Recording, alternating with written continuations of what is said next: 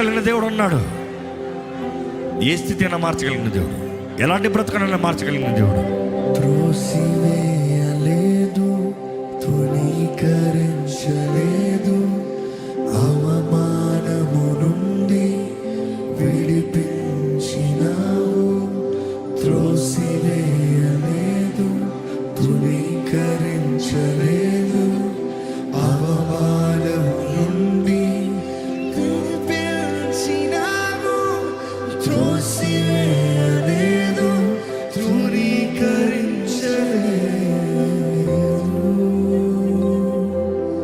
త్రోసివేయలేదు, తృణీకరించలేదు. ఈరోజు దేవుడు అంగీకరిస్తున్నాడు, నువ్వు ఇంకా అంగీకరిస్తున్నాడు. ఈరోజు ద్రోహిగా వచ్చావు, రా.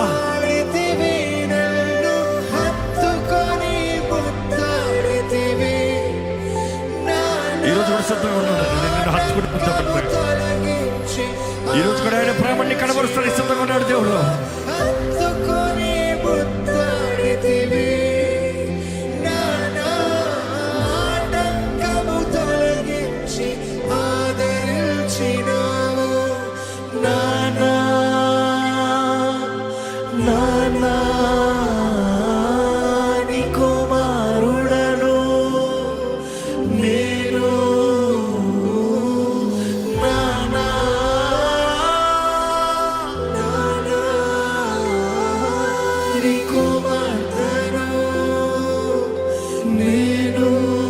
పిలుస్తావా?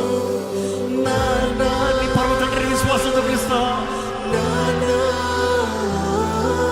నీ కుమారుడను నేను, నానా నానా,